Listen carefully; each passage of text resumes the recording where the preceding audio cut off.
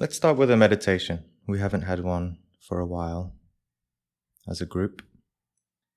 And after this, we'll go into our usual Q&A discussion.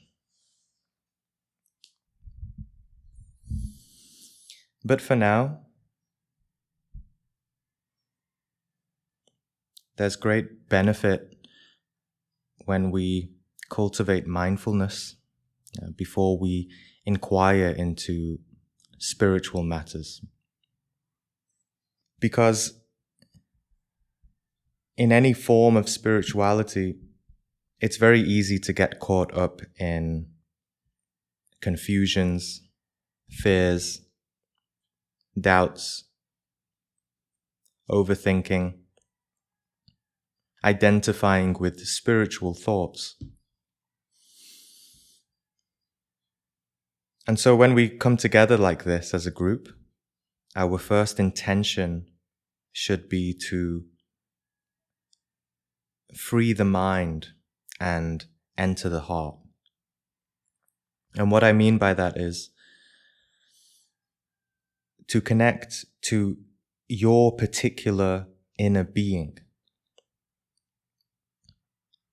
the intelligence of divinity that is within you.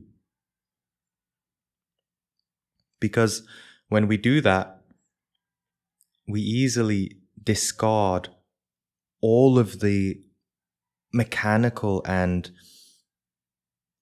less meaningful questions, and we gain courage and strength in order to face and ask the real questions, to face the core parts of our soul that influence our life more deeply.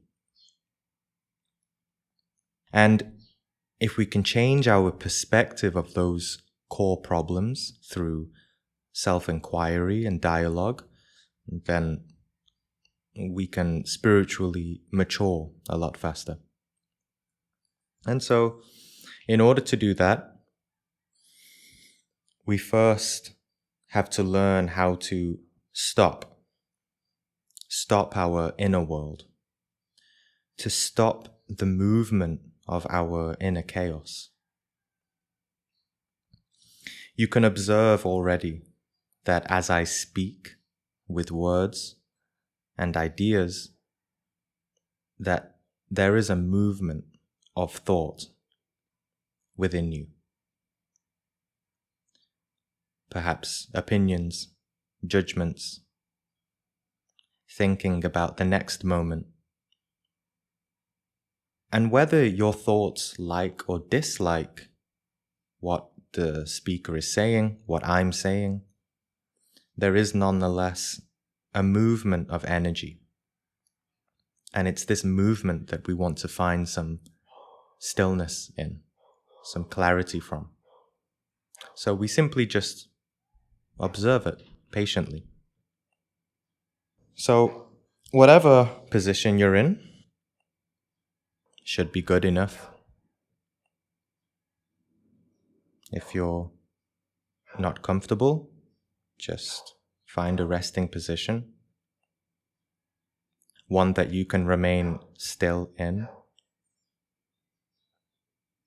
It's important to, although we're looking for inner stillness, physical stillness also helps a lot. And whatever way your body is breathing is good enough. We don't really want to control too much, as if we're doing the meditation. We're not doing anything, rather just finding our being. So simply relax, aspire towards stillness.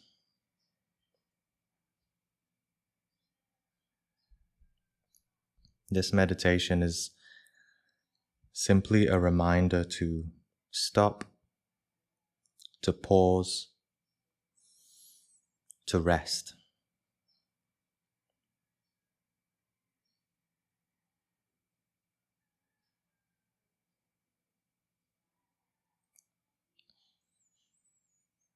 We're not forcing ourselves to stop the movement of thoughts,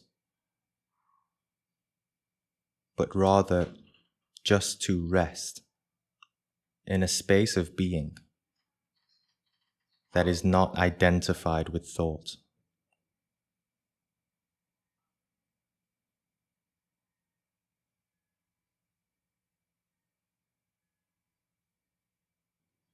It's like to rest on a riverbank rather than being swept away by the rushing waters. It's just sitting on the side of the river, observing the water.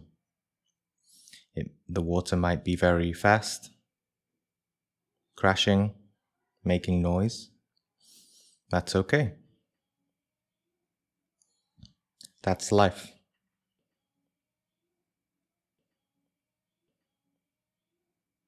So we're not here to stop the river. We're not here to stop the outer world. We cannot stop the outer world. But what we can control is our reactions, our feelings, and our thoughts towards the outer world.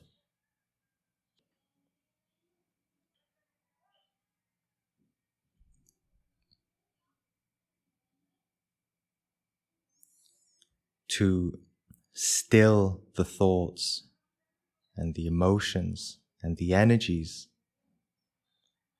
that are related to perceptions that derive from thinking about external life.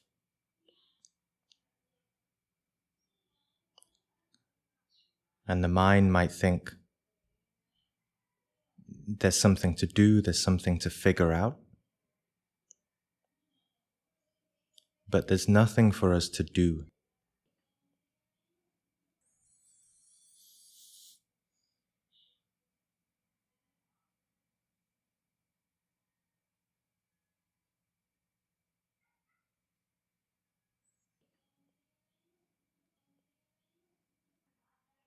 Guided meditation can be a little tricky because we usually wait for the speaker to start speaking again.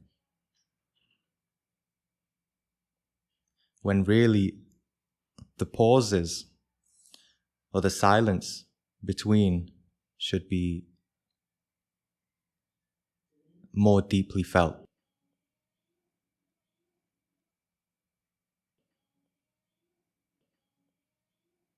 But you can also observe the reactions or the preference of silence or talking. And we can cultivate a more impartial attitude towards life, whether there's noise, whether there's silence, whether there's peace, or whether there's chaos.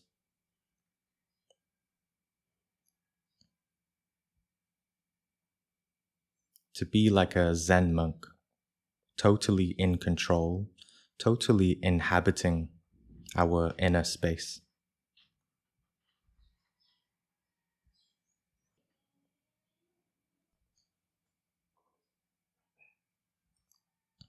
Taking responsibility.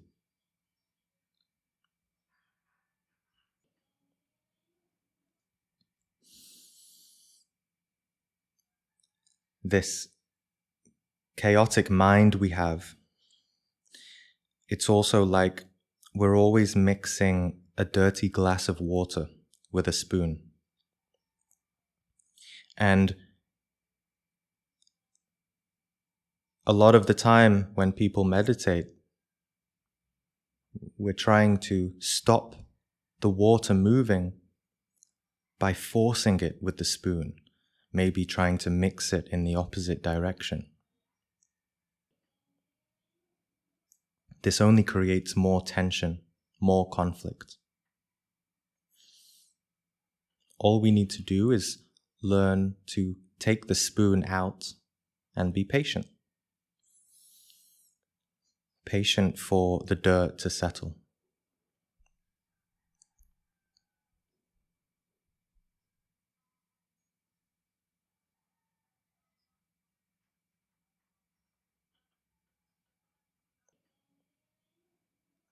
And another trick of the mind is to think that we know how to do this.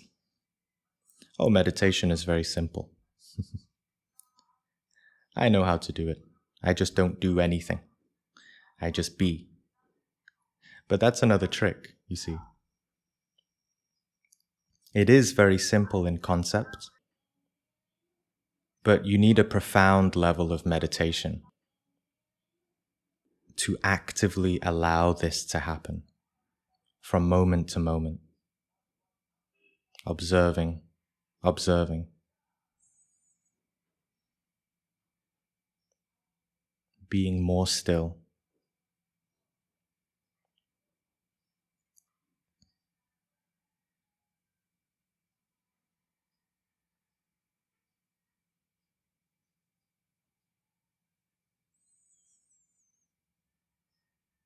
And you can realize this for yourself, how deep it is when you begin to see your attachments, your compulsions, your moods, all of this inner dirt, inner impurities.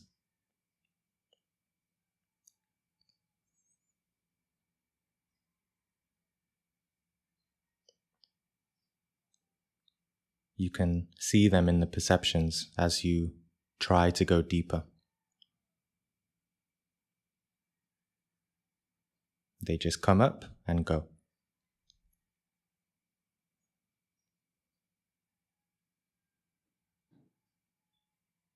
If you react to it, it stays longer.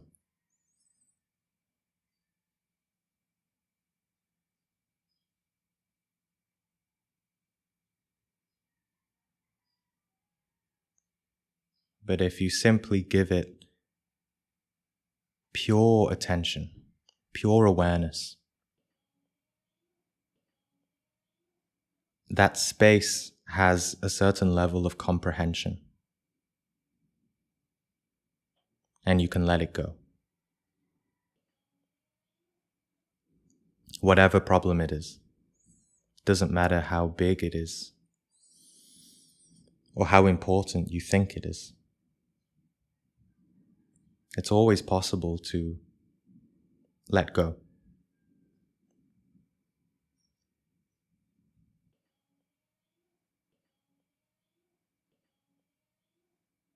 So the trick is,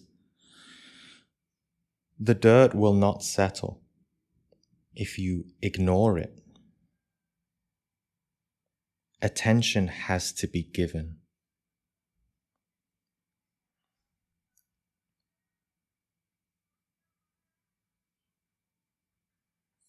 So give yourself the permission, the patience,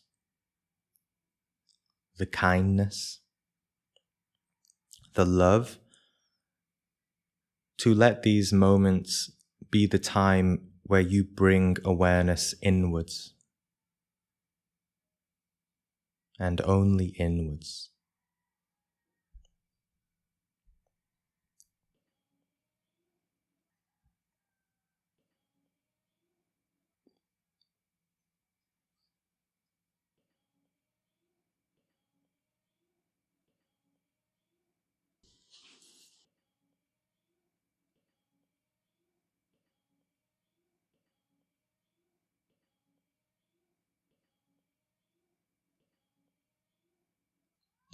What do you see? What mental or emotional forms are pulling your attention unconsciously?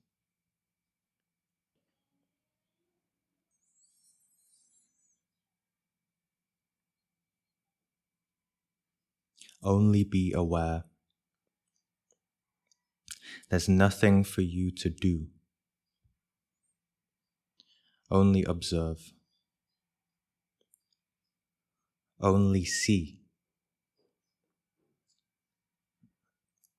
Seeing is not doing. Seeing is a result of being.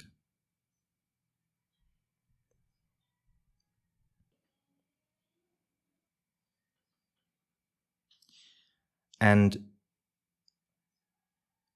try not to just see or observe like you are some detached entity.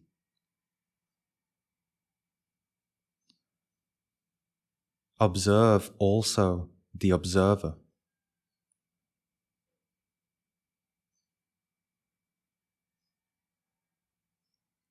Feel every part of what you are within.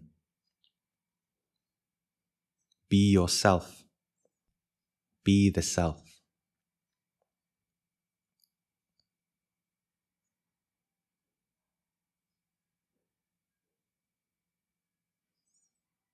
A lighthouse does not have an external light shining on it. The light comes from within. There's no separate sense of self.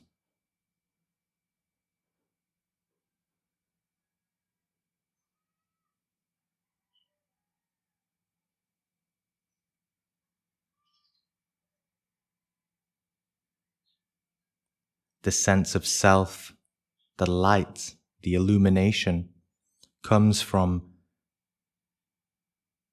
the core essence.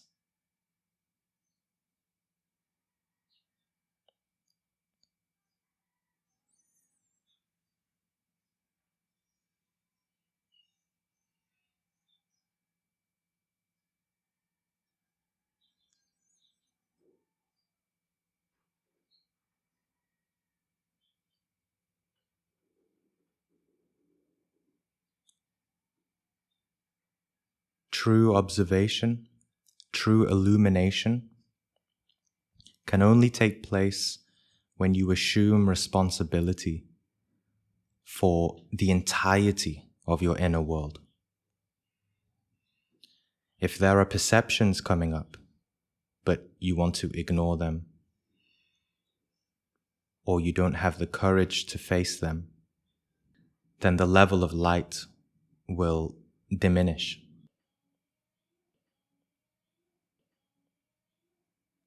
And sometimes we ignore certain perceptions because we label it as ego, as evil, as a demon. And rather than thinking what you see is ego, understand that a part of you, a part of your consciousness, has chosen for these perceptions to be in your inner world. Nobody else has.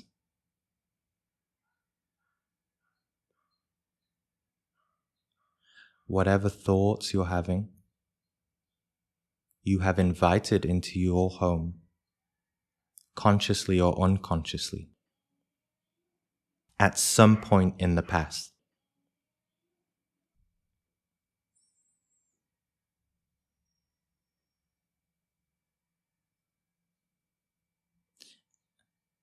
When we have uninvited guests in our home, we should pay attention to them in order to understand them.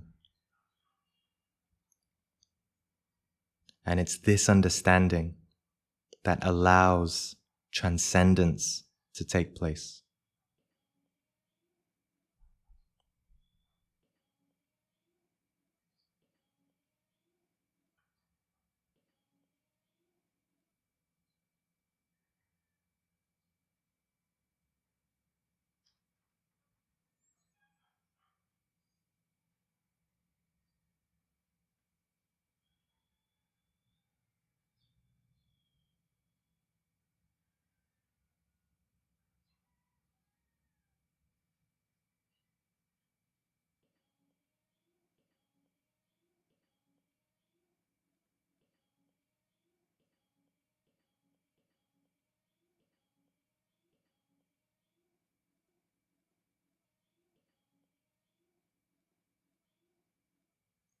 See yourself beyond the conditioning of thought, beyond identification, beyond spiritual knowledge, religious knowledge, beyond your zodiac sign, beyond Gnosticism, Buddhism, Christianity. We have to have that level of strength if we want clarity, if we want to be able to see, if we want to understand ourselves and other people.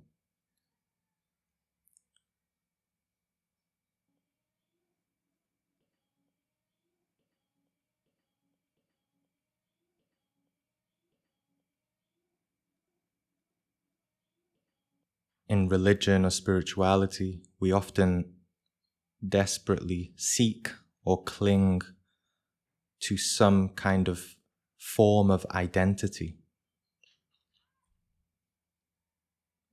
But the beauty of meditation is about liberation from identity.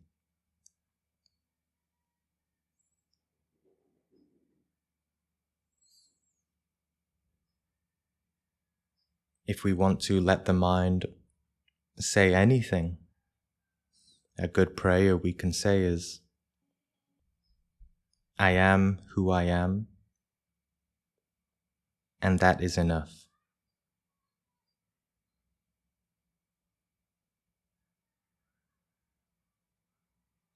I am who I am, and that is enough.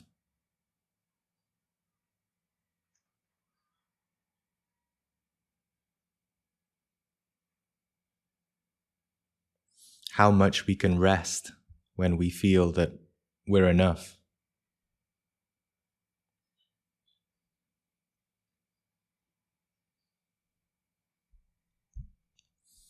And it's this sense of being, which is who we are at a fundamental level. It's this sense of awareness behind every physical, emotional, or mental structure.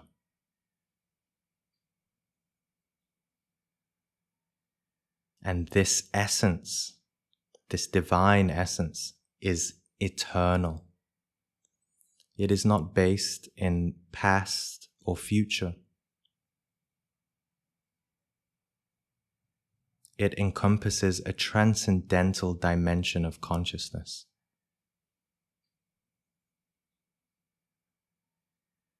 And it's learning to abide constantly within this essence, which endows us with the capacity, the capability to help you transcend any problem.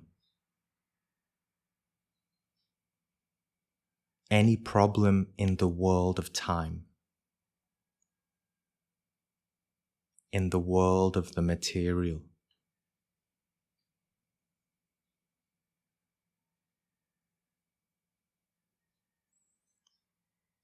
By remaining deeply rooted in this vertical dimension of life, this eternal realm of being.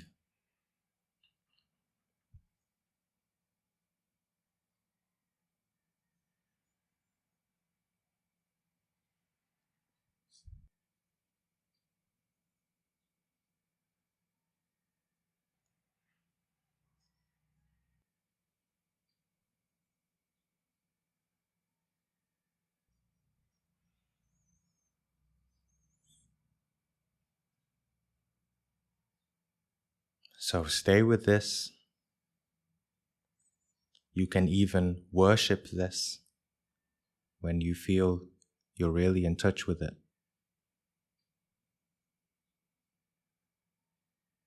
Stay with your inner divinity.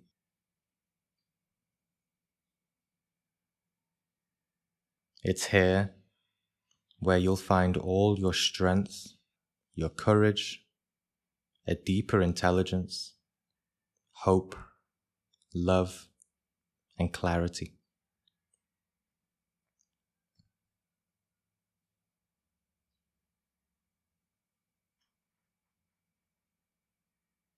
A place that can always balance the mind.